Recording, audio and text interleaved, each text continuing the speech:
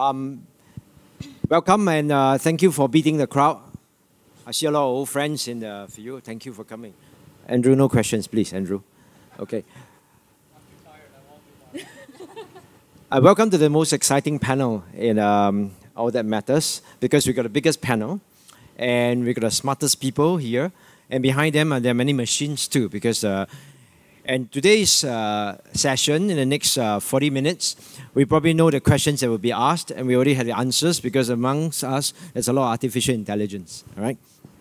That was a joke, by the way, guys. No, I will just pass it around and ask my panelists to just give a short introduction themselves, and then what they do. So along the way, you can understand the context behind the answers. Let's go, Jay. Thanks. Thank you very much. It's been great to be here. OpenDNA, we build very detailed psychographic and personality behavior patterns on users, basically empowering businesses to better understand their customers and in turn being able to deliver very personalized, relevant experiences for each individual user. It's the true single customer view profile. Hey, good morning, everyone. My name is Grace Ho. I'm the Chief Marketing and Communications Officer for IBM ASEAN. I also have a second role, which is the strategy lead for ASEAN. So my charter is really to help IBM transform our go-to-market using data-driven methods, cognitive solutions, so that we can help our customers take insights and convert them into foresights so that they can make better buying decisions. So that's kind of what I do on a daily basis. Thank you. Hi, Eileen. I head up PhD Malaysia. So PhD is part of one of the global communications planning agency, part of the Omnicom group. So we work closely with our clients, our partners, tech partners, data partners, media partners, and ultimately to drive business solutions for our clients. I'm Kevin Tan. I'm the CEO of Eyeota. We're the global leader in local audience data. We basically track audience profiles around the world. We're in the largest marketplace globally. We track 3.5 billion uniques around the planet, and we onboard a lot of offline data and activate that within the digital marketing ecosystem. Hi, I'm Fionn Hyndman. I'm the commercial director of Outbrain. Outbrain powers recommendations on the internet. So anytime you're on the BBC, the Straits Times, CNN, ESPN, the recommendations you see both for CNN and from around the web are powered by us. So we have about 2 billion user profiles, and we do about 300 billion recommendations of content a month. My name is Jeff. I work for a digital transformation company. I also serve as a venture capitalist on 2 firms investing in the digital content, tech, artificial intelligence, and blockchain spaces. Okay, now that we've got the introductions out of the way, I thought we break the ice in the morning by asking a few questions. Many of us, when we looked at machine language, machine learning powered content, with more machine learning, you get into artificial intelligence in a short while. And the question has always been that with such movements, right, will the machines develop capabilities that replace the humans in their jobs? I thought I'll go around the room and ask the experts in the room, in the panel. My first question for everyone, starting from Jay, is, you know, the system, right, that we keep talking about, this whole big data AI thing, will they one day develop human judgment? Yes or no? That's a very interesting question. I think we're a long way as a technology, as an industry, from evolving into true human intelligence. You know, one of the things that IBM talks about is augmented intelligence, and exactly where things are. To truly pass a human intelligence or an artificial intelligence sort of sector, you got to pass the Turing test, and we're way past. You know, it's still a long way for that. Yes or no? No, we're not. Not there yet. Grace. Okay, so IBM's core cognitive principles hinges on fundamentally the purpose. And we believe that when we develop cognitive solutions, when we develop and deploy them, it's really to augment human intelligence. So our position is that human and machines will coexist. We believe that machine learning is part of the process that's going to drive towards better outcomes for our people and our audience. So the short answer is that no, we think that machine learning will coexist. It will not develop human sixth sense, but it will be close in assisting us in making better data-driven decisions. So everyone's given a long answer, so I'm just going to give the short answer. From our point of view, machine will develop to a degree a subjective judgment, and at some point, the machine will be almost sentient-like, right? So my short answer is yes, in that sense, not now, but in the near future, we do believe that the machine will be almost sentient-like, almost human-like in that sense, and to Grace's point as well, that we will coexist together. So you're just taking the selfie there, Jeff. For all of us. Yeah, so I mean, the panel's covered a lot of the issues. I think it comes down to the definitions. You asked if it's judgment, and we've talked about intelligence. I think certainly we're seeing a lot happening with AI, and we're seeing a lot happening with AI being able to do fantastic things. Beat the best human chess players, starting to do a lot of things. I think in terms of the intelligence, definitely. In terms of the judgment, human judgment is more than a combination of different data points. And what the best AI, the best machine learning we're seeing is really based on having good data points to come in and do the analysis around that. So it's really going to be based a lot around that. I think ultimately it's going to get to a certain point, but whether it's going to jump that shark to really approach human judgment is probably, human judgment is so variable that it's it may never get there. Love the jump the shark reference. That's good. Look, my short answer is no.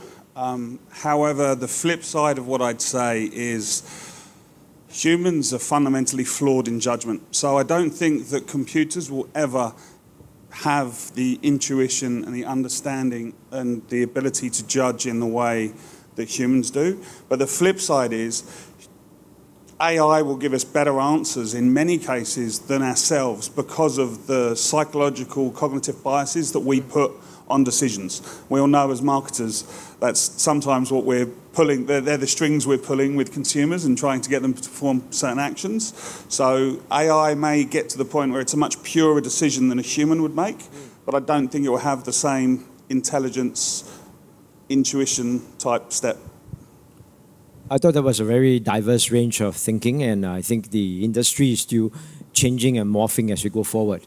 One of the challenges that has always been posed to folks in the space was, is the machine learning about rote learning? We are coaching machines to learn and develop some form of intelligence, or is it that they are developing awareness? Right? I think that is a theme that seems to be going around. And valuing the ability to detect awareness. Now, I thought I'd put it back to Grace. I talk about IBM. IBM, when IBM was an early player, Watson's with a big computer, they bought a weather channel. And with weather, we can predict many things, including what shoes we wear and what umbrellas we buy, right? That was supposedly the thing. Tell us a bit about IBM's journey in the connective space, the AI space, and how you intend to bring the business, the capabilities out into the marketplace. Thank you, Jeff. So let me come back to the principles, because I think that's important context. So IBM published the cognitive principles in 3 areas. The first one is purpose, the second is transparency, and the third is skills. Purpose is important because it states clearly the position that we are taking when we develop and deploy cognitive solutions. And as I mentioned, it's really to augment human intelligence, not to replace. The transparency principle is really our commitment to inform audiences and customers about the source of the data and how it's being used responsibly. So as most of you know, our IBM's mission is being essential to the world. And therefore, when we develop and deploy solutions, we want to make sure that we hold true to the value system the company has. And so transparency is a very important pillar in our principles. The third one is skills. And that's also how do we help make the world a better place and deliver better quality of life. So we are committed to also help the communities, the people, retrain and redevelop new skills so that they can take advantage and embrace the new technology and connective solutions. So that's the principle. Now, when we have developed our product, I think IBM Watson's is probably one of the most popular solutions in the market, and most of you would have heard of it. But let me also share about, to Jeff's point, about some of the stories about how our customers have been using IBM Watson, specifically around weather. I mean, today's a beautiful day in Singapore. I can't say the same for some of the other days when it was stormy. But our partnership with Under Armour, for example. Under Armour is well known for performance athletes apparel. And one of the things that they're committed to do is to have better products so that athletes can actually train better and be higher performing athletes. So what they did was partner with us to use IBM Watson's, whereby we would feed in the weather services into their Under Armour application to basically also inform how the athletes should reinvent their programs on a daily basis, given the external environments that they were training under. So that's one example. The second example I can give is a bakery. So one of the bakeries in Hong Kong was noticing that during rainy days, they don't sell their long baguettes very well. And they didn't understand why, right? So through some of the solutions and our partnerships with them, they realized that it's because the way the baguettes are packaged, it's open. So when people buy baguettes on rainy days, it tends to get wet. So nobody would buy the baguettes. So using some of the weather predictions for the country, they decided to have different menus of baking of products on a daily basis so that they can then in turn drive revenue, very much dependent on what the weather situation is. So these are just two examples of how Watson's being used. I have several as well, but I just want to turn the floor back to Jeff, and if time permits, I'll share a little bit more around the fashion and also music industry as well. Those are so interesting. When I first, I used to own IBM stocks, and when they bought Weather Channel, I was wondering myself, the IT guys just want to carry umbrellas when they bring their servers out there. I thought that was the game. But we see the change. We see the change. We see the application, and we see that we are taking a lot what's going around us and making judgment. And that has always been the basis of the agency business, right? For Eileen, and the agency was always the original disruptor. Folks that go out to the forefront and always try to make things different and convince marketers and all to try new things. Even though sometimes when they want to try new things, they ask you for test cases, which is an oxymoron in itself, right? So I did my part, guys, okay? Agency clients asking for oxymoron cases. But I think back to Eileen, right, on this point about AI. Agency was always the service industry who make the judgment because they have strong awareness, and whose role is increasingly challenged by such artificial intelligence coming through using behind technology systems. How has that affected your culture, the way you structure, and also the way you engage your customers? I think, personally as well, the agency model truly today, I believe, is at a tipping point, right? Today with artificial intelligence, artificial intelligence, a word is thrown around very much, but let's just take a step back and take a look at where artificial intelligence began in the first place. It's really automation, right? And today with technology partners, data partners, even at PhD, automation is now one of the biggest agenda in place, even though given we are in a service model, right? So I truly believe that agency models are going to start change. Our cultures are changing. Our conversations internally are changing. Many days or many years ago, we always say, right, we need more people. We need more people because we have a lot of work to do and we need a lot of people. And those conversations are changing today because it's not about the people that we need, but we need the thinkers. And what machines or what systems or what processes do we need in place that will continue to change that culture and make us more adaptive, more agile, to deliver against a world that's ultimately very much real time, right? So that's for me in one part today, maybe stage one of artificial intelligence that's permeating the culture of any agency today. But stage two, honestly, for me, is where machine learning starts permeating our culture even, right? Where I believe truly in the near future, the world is going to become an open source system. And agencies will stand at the forefront of being the partner for clients or advertisers as their true business consultant partners. And we then look at a plug-and-play solutions.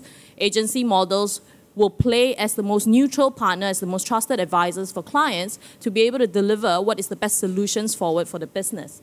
And in that sense, artificial intelligence will permeate our business in different avenues, but also does not limit us to harbor the technologies in-house, but rather plug and play and work with multiple partners. And I think for PhD specifically, our collaboration and our openness culture really allows us to go out there and partner with various partners today.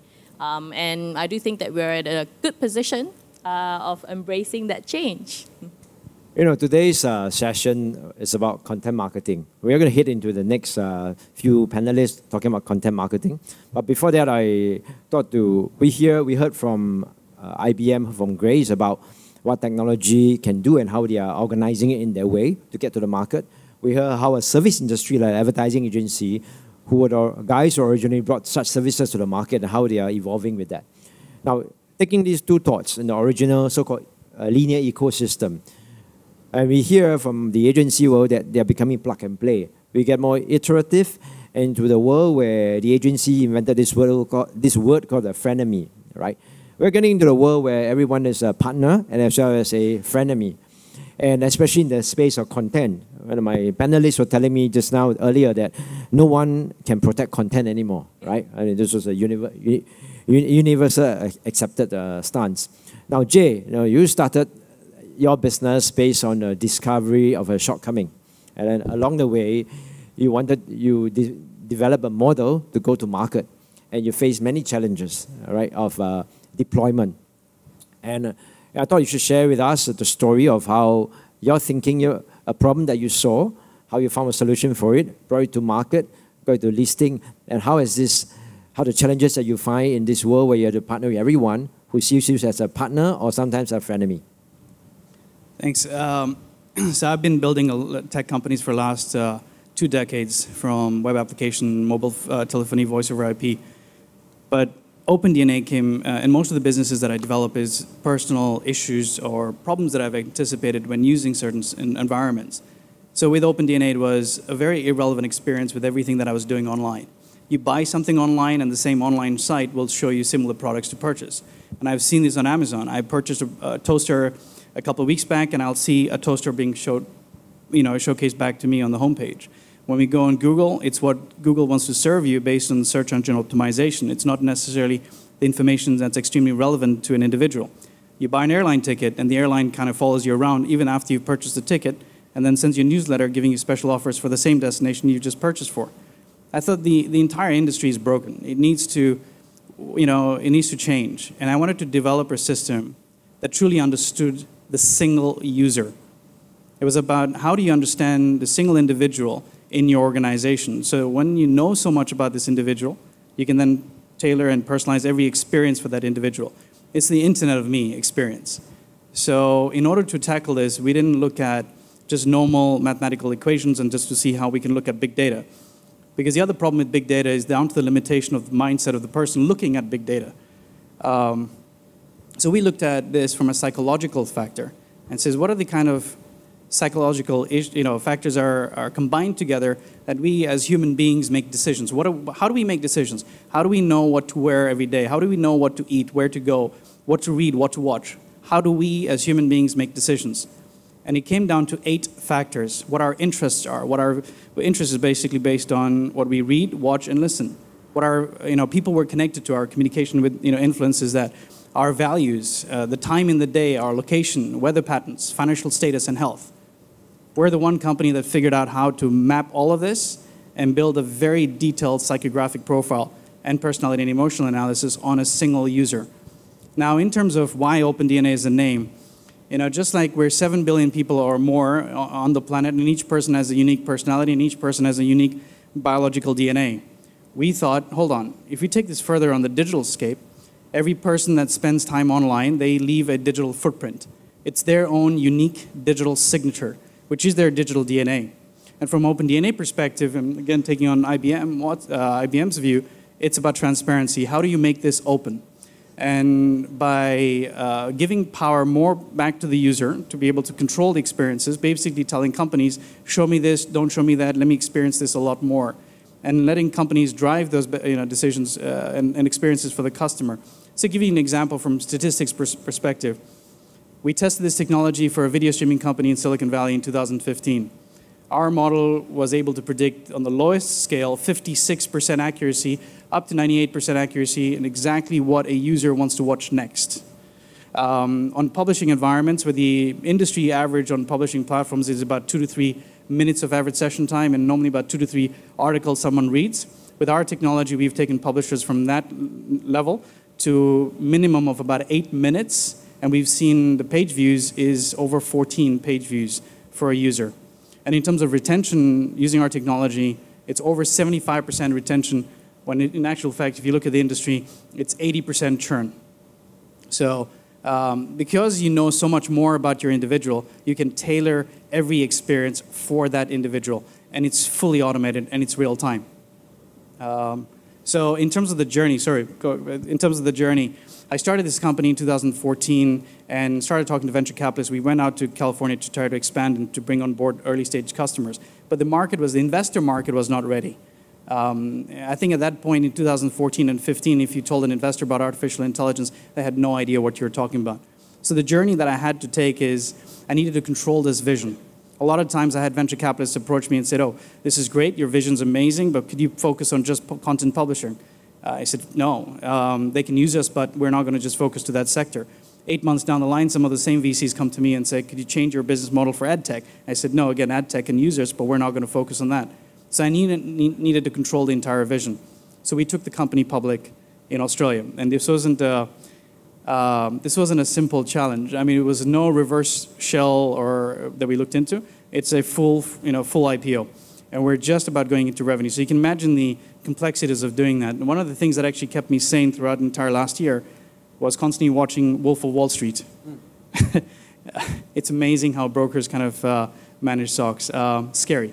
But we went public. Now we're in Australia, Singapore, Cape Town, and in California.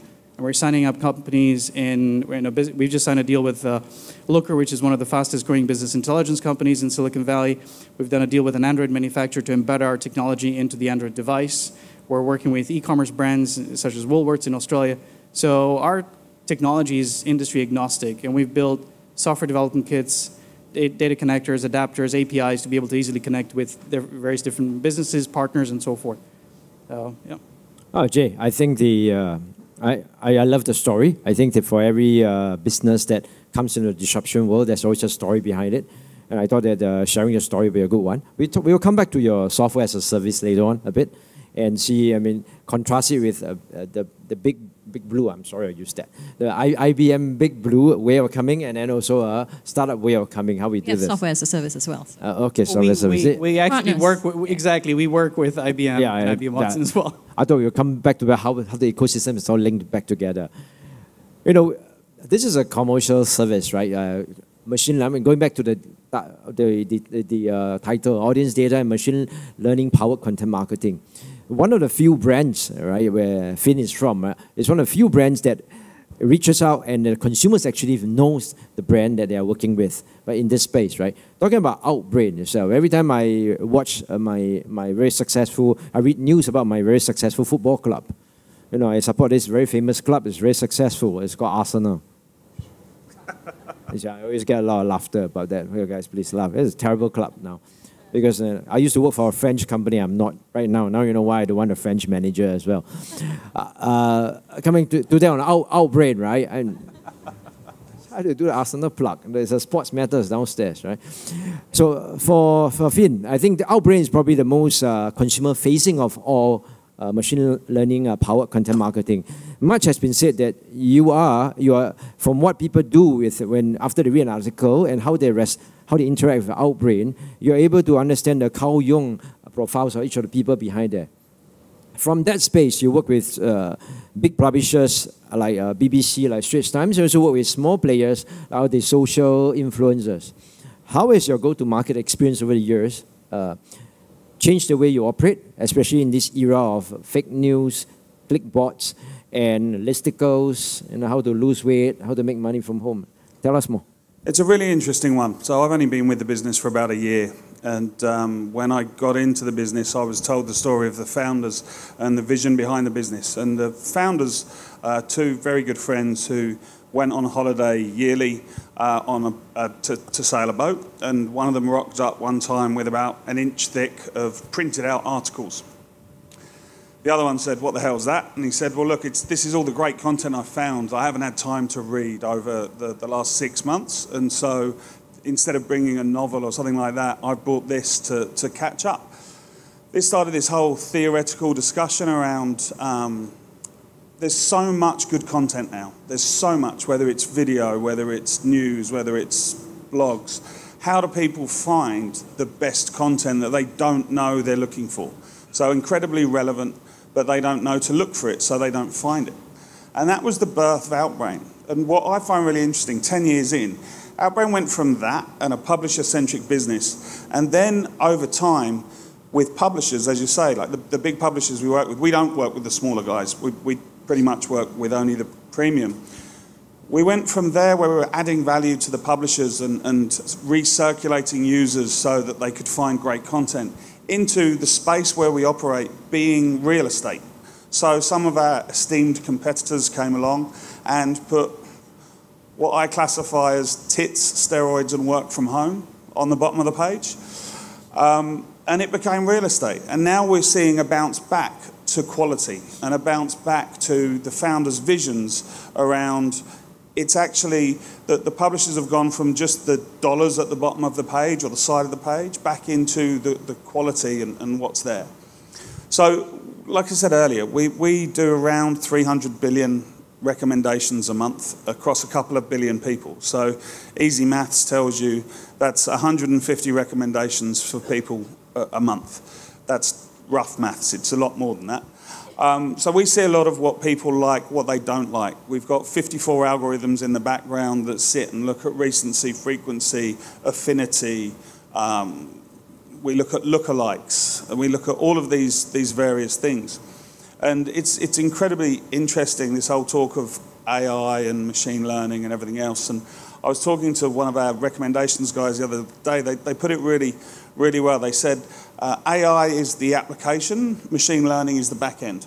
Like it's all based on machine learning. So we can get, this is what I was saying about sentience earlier. Machines will get bigger, better, faster, and they'll understand more and more and more. But in terms of genesis of unique thought, that's why I don't think that's going to happen. But that said, like I look into what the depth of information that we have, and it's incredible. So I suppose to answer the question, the change we've seen over time is actually going back to the beginning of the company in terms of what we're doing both for the consumer and for the publishers that we work with. So whether it's content, whether it's an ad, whether it's a retargeting a product or a video, we do all of those now. So we now have more products effectively, but it's going back to that original idea of what's the most interesting thing for a consumer that they don't know necessarily to look for, but putting the right thing in front of them at the right time. Well, I think for me, Outbrain has always been a learning tool. Every time every time I use it well, the next time when they recommend me articles, they always find the right ones for me. So that learning part is getting a bit scary because my wife and my kids can see my surfing patterns. Right? Now, luckily, we're not on any adult sites. Yeah. Yeah, you can talk about that. After the session, Fionn will be... actually, this session is brought to you by Outbrain, like this panel. You can see that logo there. I asked him to keep the logo small, not so big. Like many clients of mine want the logos big, keep it small. And he will talk a bit about humans and dishonesty in humans and the way they consume content later on after the session. We talked about, we heard from Jay, we heard from Fionn about how their various systems are going out there using systems to understand people, lookalikes and stuff. I'll go back to Kevin at Eyeota. I know Kevin for a while. He's the ultimate big brother of this game, a data management platform, a DMP, right? And his people do a lot of work, collecting a lot of data of people and their behaviors around content. And I was surprised to learn from Kevin earlier that he only has 65 people. From the scale of his business, I thought he had 600, 700 people. And I think internally he has administered the ability to run the business using thinking, using structured systems and going out to the marketplace. Now the question for Kevin is, now that you have all the data of things coming to you, we believe that the marketplace is getting a lot more mature. How are you sensing, feeling when the customers come to you, deploying your systems, hoping for a nirvana way of understanding customers? That's one. Those who are better at it will ask you, can you give me a lifetime value analysis of my customers? All right. And finally, there are some who will come and tell you, hey, I got another first-party data from somewhere. How do I integrate with yours that you have collected and made a custom database? And how are you going to do all these? Maybe you just share with us thoughts of the maturity of your business. Sure, thanks, Jeff. I mean, I think just to kind of set the context about our business, I mean, we're a technology-driven data company. So we basically bring in data from a whole bunch of sources. You know, we use our DMP technology to bring it in from publishers and brands. We work with e-commerce sites. We work with apps.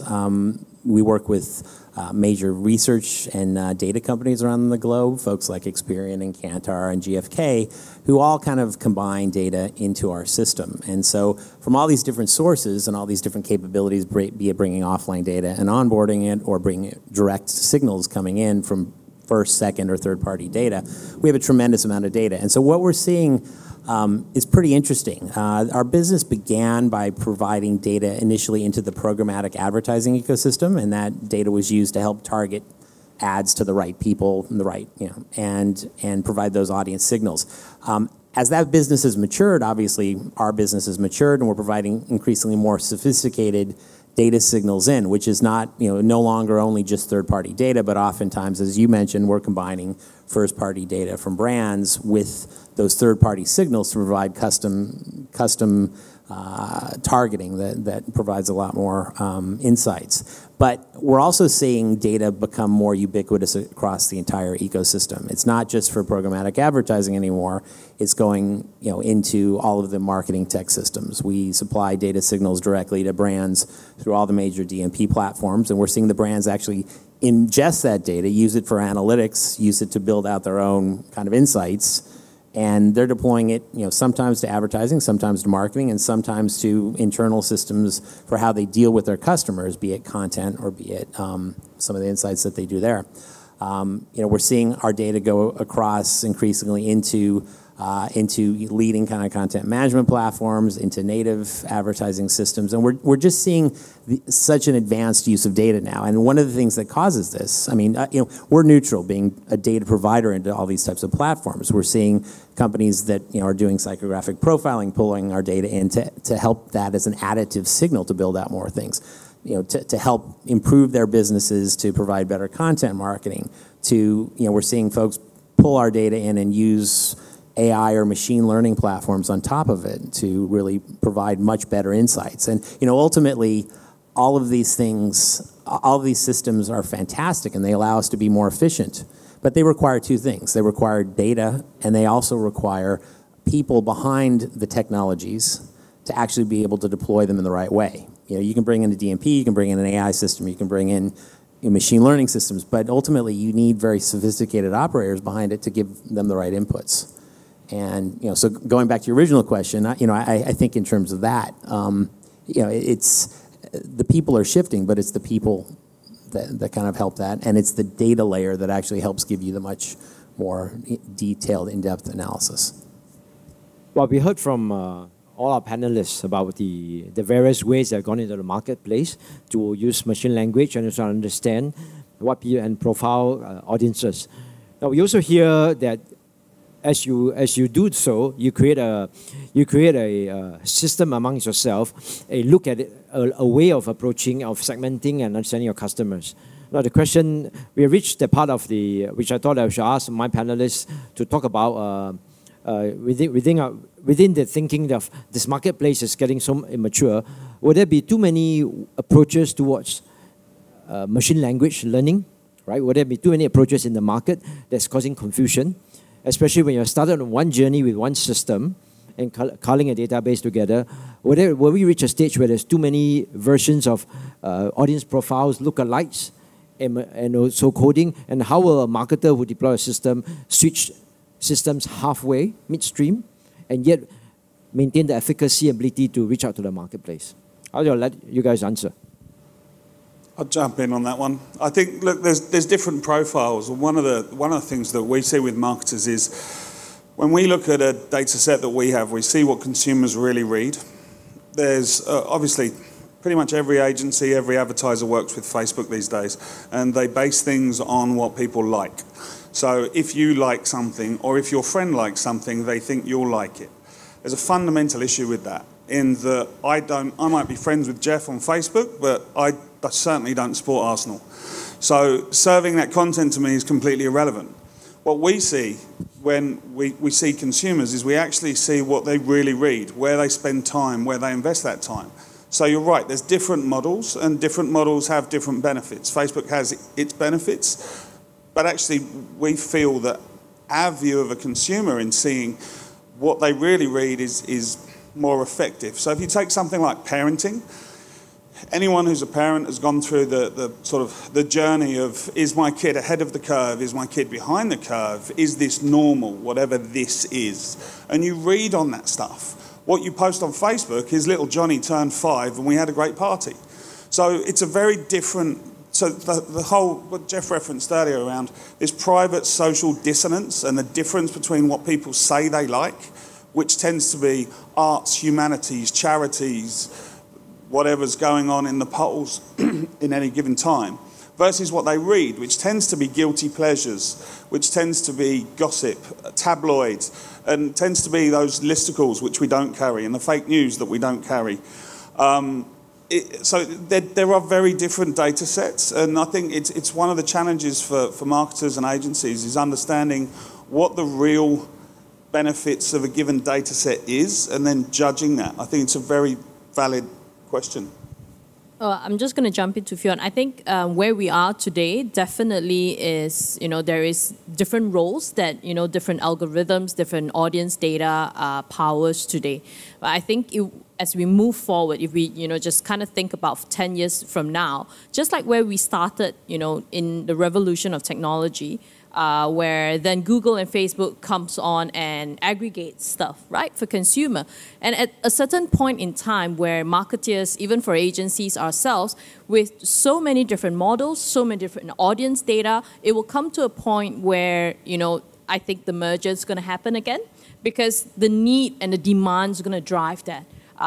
At a certain point, there is no way, as an advertiser, even as an agency, as we try to drive our business forward and look at ROI, there is no way that an advertiser is going to be able to sort of advertise, invest in this and this and this. At some point, the audience data needs to speak to each other.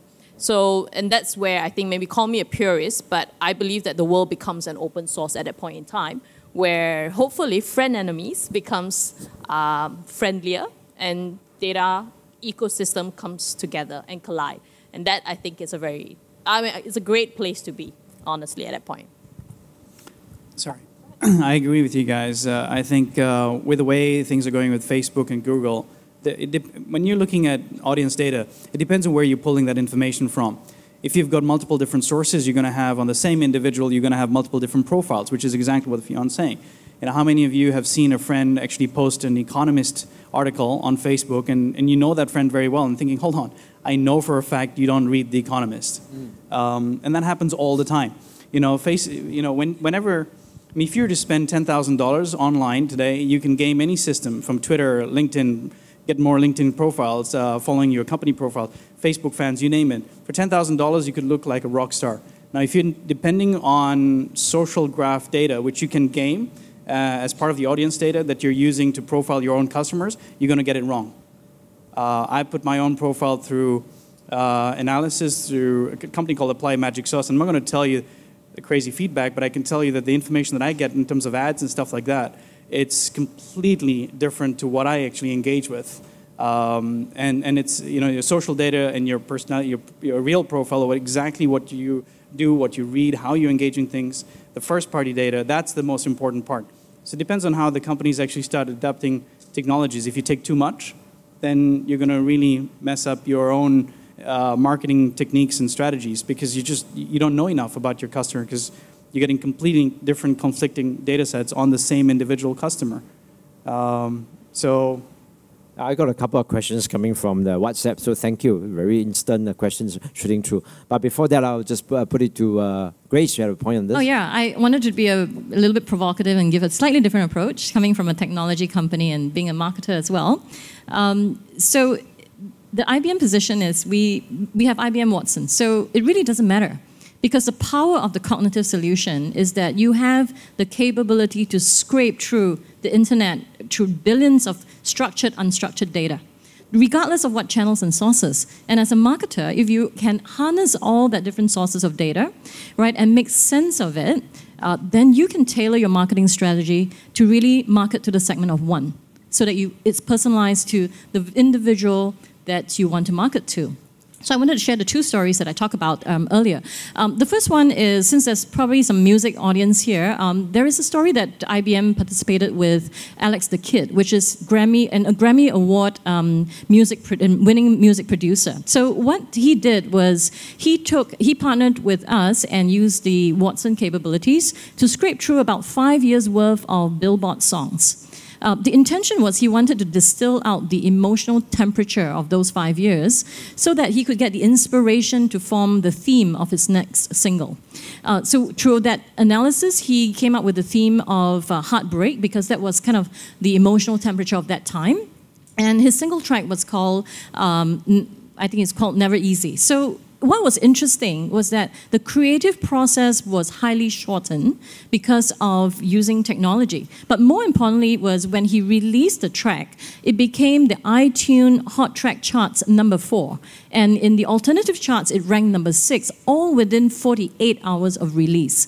So what that actually shows you is that if, as a marketer, you're able to harness technology, specifically AI and cognitive solutions, you actually shorten your creative process, but more importantly, you increase the chance and probability of a high-performance output to the audience that you want to target to. So that's one example. The other example is, which is interesting, is the Met Gala. Some of you may be familiar with the Met Gala. So IBM partnered with the Marquesas fashion designers to basically come up with what we call the dress that lights up the night, literally.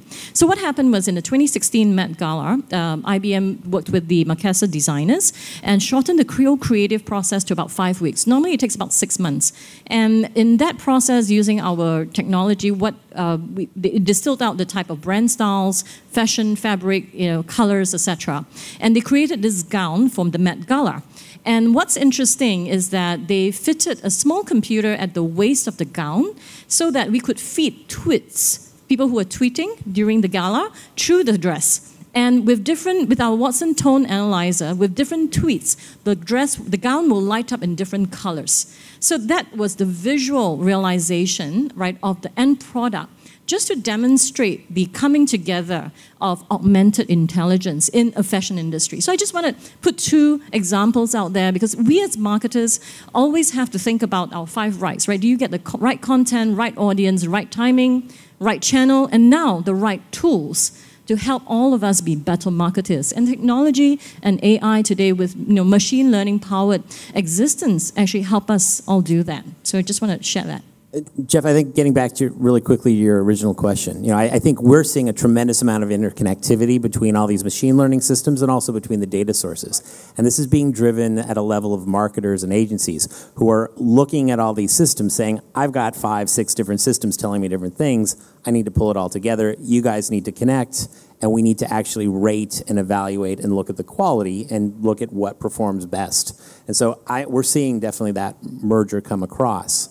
Grace's story is very, very interesting, and I think it just, it's not just the technology. Also, we're seeing the marketers and the brands really have to deploy. You're seeing very smart marketers and very smart agencies, creative agencies, deploy those technologies, but ultimately, it still comes down to the humans. Kevin, that was the second question that was being asked on my WhatsApp. Someone posted a question about.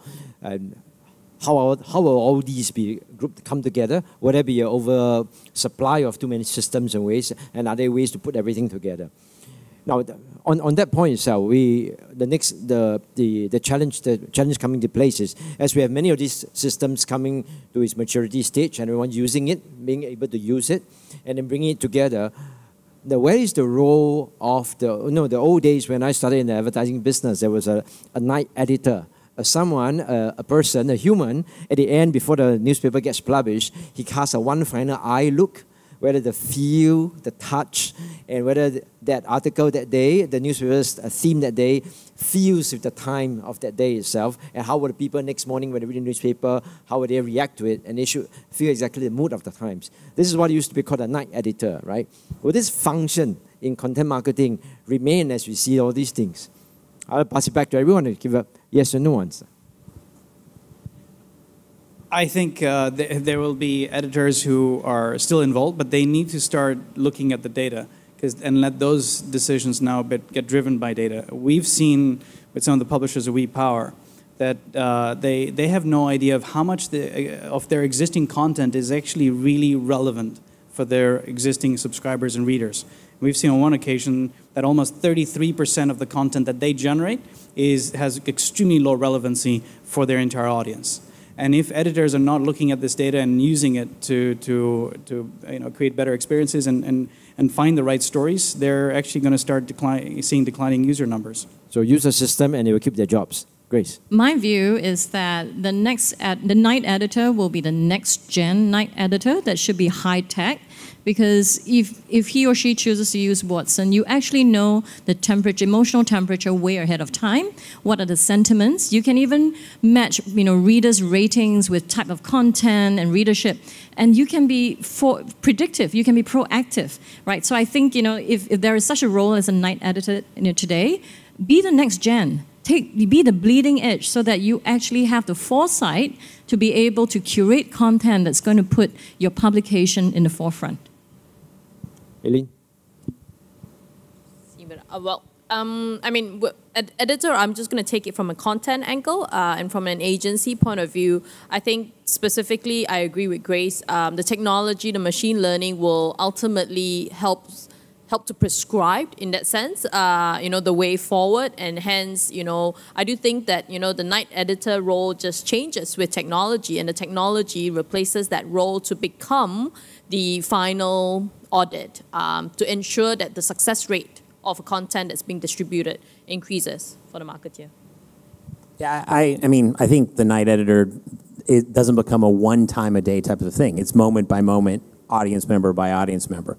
Everyone has a different experience, and I think we're seeing a maturity of this. Before we've referenced some issues in the early industry with problems with retargeting. Everyone has examples of retargeting. I buy a flight to Bali, that follows me around everywhere I go for the next 6 months. That's retargeting, and that is not really kind of where we're getting with audience targeting with predictive technologies. And those predictive technologies are taking a tremendous amount of data and really helping deliver the right piece of content, the right ad, the right whatever to an audience member at a specific time. Look, I'll cover some of this in the slides I've got coming up, and I can see people sneaking out already, so I won't go over it. But we see the supply and demand of content. And I think, again, echoing what everyone said, it's an iterative process, understanding what the audience wants. I think that position still exists. It's just, as was said, it's the next gen of that.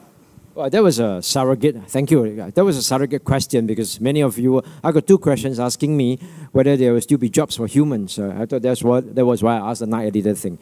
But we still have time. We are out of time, but I still have time to take a question from the floor. Anyone? All right. If not, you can ask the panelists around when you see them whether their jobs have created, whether their businesses have created more jobs or reduced jobs. And that's a question I couldn't get them to talk about too much because I think it depends on how you adapt it, right? Before that, I thought I would want to thank all my panelists for this, and maybe a round of applause for my panelists.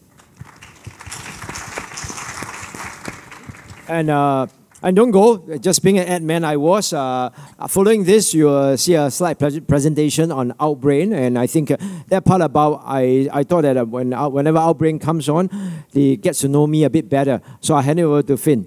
Finn. Thank you very much. Look, this will be very quick, guys. Please feel free to duck off if you can stay or duck off. I don't know. It seems all a bit weird and awkward. We stay. Look, just a couple of slides in terms of what Outbrain is. So, talking about the fact that we understand users. So, if people don't know where we are, we tend to be around these positions. So, internal discovery, so discovery of things that might be interesting to you. And then we have promoted discovery, so external discovery, so advertising effectively. And this is where the business was born out, as I said earlier, around wanting to help consumers find the best content that they could. So these are paid for, huh? Yes. Yeah. So the promoted is paid for. We actually started as an internal publisher tool to help the publishers get more users and recycle those users through content. So that was the internal discovery. It's like organic search, effectively. That's the organic. And then the promoted is the paid for. So as I mentioned, we do around 300 billion recommendations per month across a couple of billion people. It's 35 million clicks a day. So it's pretty significant in terms of the behavior that we see from consumers, in terms of what they like, what they don't like, what they're interested in. We do see, as we mentioned earlier, this private social dissonance. The difference between what people share versus what they like is very large. We also see the difference between what people read on advertisers versus what they read on internal within the publisher organic results. There's differences in sector. There's differences in what people are interested in. We're pretty much everywhere. So often we'll go into advertiser meetings and talk to them and say, have you ever clicked on an Outbrain link? And they say no, and then we talk to them about what we are, and then they go, yes, I have. So it gives you an idea of the reach that we have and the understanding we have of consumer behaviour. And as well as sort of that bottom position on a page, which tends to be where we're mostly associated with, we also have lots of other positions as well. We've just launched with MSN in their new, or Microsoft in their new browser. So on the new Microsoft browser, there's recommendations. So that's from us. So we're in lots of different places. So just given this is a music event as well as a digital event, I thought we'd pull some data from people who'd read music content across Asia Pacific, and just the differences across people who read music content versus our general audience. So you can see it follows pretty much a similar pattern. This is the time of day that people are consuming content. It's interesting, sometimes this varies massively per market or per audience segment, and sometimes it follows the pattern. This is pretty much following the pattern. When we look at content, we look at all of the semantics around the content. What are the interests? What are the themes of different content? So we're looking at music content of this in specifically. So this was, just to give an idea, when we do this is called a deep dive. When we do that, we look at a snapshot of a month. In a month, we had just under 10 million users who were consuming music content in the markets we operate in APAC. So you can see where the supply is and where the demand is. And this is where it's interesting, going back to the night editor comment that you were talking about, is we see how much content is produced versus what the click-through rate is, so the supply and demand. It's harder to see here. When you look at things like travel, it's really interesting because you see the destinations that people are writing about versus the destinations that people are interested in and clicking on. And this is where this night editor role can come in terms of saying, well, we're writing about the wrong things. There's hardly any content on Vegas, which I think is crazy because I think most people are, again, guilty sin, interested in Vegas. It's always clicked on brilliantly. So that's the kind of indication where we see the difference in supply and demand. So here you see this in terms of what's popular, what's less popular. For some reason, Soundgarden and Audioslave are really popular in the month we pulled this. Who knew? I'd imagine that's because of concerts that are going on and what's going on around. But you see the difference and you see the opportunity that's there. And that can inform SEO strategy. It can inform the content you're producing and promoting. It goes a long way in terms of improving the results if you're producing content that people want that has a gap in the market. We also see time spent online, and this is the other interesting one where you start looking at the amount of time. So if you think about the mindset of consumers, we talk about 3 digital moments. We talk about a search moment, which is, I know what I'm looking for, I'm going to go there, and if it's not right, I'm going to disappear. There's a social moment where people are kind of, is it what my friends like or I've liked previously? Then there's a discovery moment. So we did a survey recently, and between 30 and 40%, depending on age group, of the content that people consume is not what they were looking for, it's just what they found and was out there. So we talk about this discovery moment, and you see a real difference in someone who's discovered a piece of content versus someone who's searched and found a piece of content in terms of how long they spend. And if you think of it yourself in terms of that browsing mindset, that interested leaning in moment, it makes complete sense that people who've discovered something actually invest a bit more time in it. And that's it. So very top line, thank you for your time. If you've got any questions, please grab me afterwards. Thank you. Thank you very much.